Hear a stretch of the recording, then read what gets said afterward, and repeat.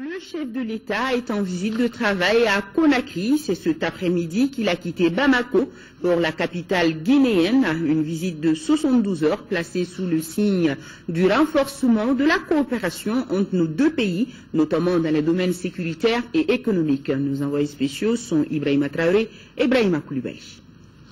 L'avion du président de la République s'est immobilisé sur le tarmac de l'aéroport international de Conakry à 15 h. Ibrahim Boubacar Keïta est accueilli à sa descente par son homologue Alpha Condé. Le chef de l'État, accompagné de son épouse et d'une forte délégation, entame ainsi son tout premier déplacement en terre guinéenne depuis son élection à la tête du Mali.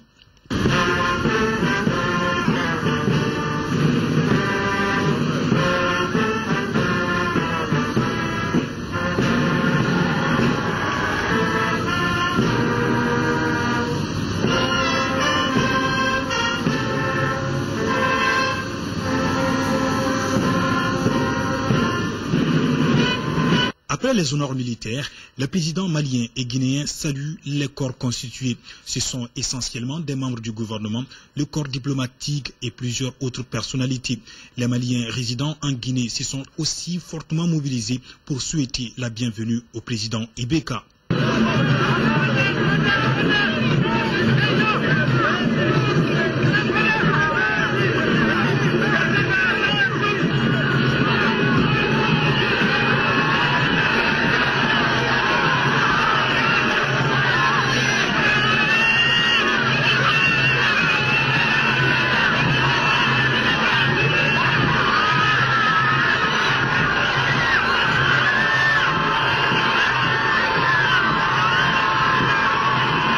Les deux chefs d'État se sont dirigés ensuite vers le salon d'honneur pour un bref entretien. Ce tête-à-tête est suivi juste après de la toute première déclaration du président de la République, Ibrahim Boubacar Keïta.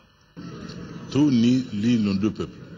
Tout nous lie également le président Alpha et moi. C'est donc une visite d'État, mais également une visite d'amitié, de fraternité renouvelée.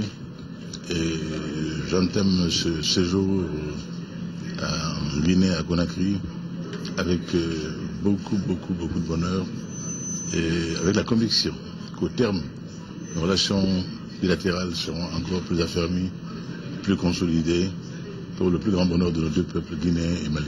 Nous venons de loin au Mali. Le président Alpha Condé et certains de ses pairs, la communauté internationale, on fait beaucoup pour qu'il en soit ainsi, pour que notre pays retrouve toute sa place au sein de la communauté internationale, la communauté des nations libres et démocratiques. Je crois qu'après l'élection présidentielle réussie, chacun peut en convenir, les élections législatives également qui ont suivi, toutes ces élections-là ont eu le bonheur de remettre le Mali dans la trajectoire démocratique qui n'aurait jamais dû quitter. Et nous avons également, avec bonheur, avec le concours des uns et des autres, réussi aujourd'hui à ressouder territorialement notre pays, notre peuple. Il reste cette lancinante question de Kidal, dont je dis que très bientôt, elle trouvera elle aussi une solution heureuse. Quand les frères se parlent, quand on s'écoute, quand le leadership malien est réaffirmé de la manière la plus claire, sans aucun complexe, les choses rentrent dans l'ordre. Et je crois que c'est cela qui manquait et qui explique quelque part aussi la ferveur avec laquelle ce peuple malien m'a porté avec l'élan que vous savez. Donc aujourd'hui, le Mali est sur le point de réussir sa réconciliation avec l'appui de tout le monde. Il reste encore des difficultés, il reste encore des velléités terroristes dans le nord de notre pays. Je suis l'actualité.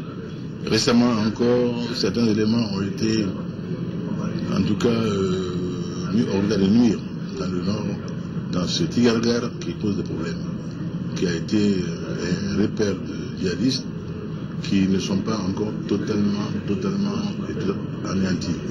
Il y a donc encore quelques actes résiduels que les uns et les autres armées maliennes, désormais remises au goût du jour, par la formation de nouveaux bataillons. Il y a 4 qui sont déjà opérationnels, qui travaillent avec la MINUSMA, avec Serval, pour que cette région également du Nord retrouve la paix et la sécurité. Alpha Condé, de son côté, a magnifié la relation historique qui lie le Mali à son pays. Selon lui, la Guinée reçoit simplement un frère. Et vous savez, le premier président a dit que la Guinée et le Mali, c'est 2 poumons dans un même corps. Donc je reçois à la fois le président du Mali qui se bat pour l'unité du Mali, mais en même temps mon jeune frère qui m'a toujours accompagné et que je tiens à accompagner aussi. Et en sorte, nous allons nous battre pour expulser totalement le terrorisme du Mali, retrouver l'unité pour que le Mali puisse se développer au profit du peuple malien. Ce séjour du chef de l'État en Guinée sera marqué par une séance de travail entre les délégations des 2 pays, occasion pour les 2 parties de faire le point de la coopération entre le Mali et la Guinée. Il sera surtout question de sécurité et d'économie. Et justement, le président de la République saisira cette opportunité pour inaugurer avec son homologue guinéen des entrepôts maliens à Figuiadi, situés à une 40aine de kilomètres de Conakry.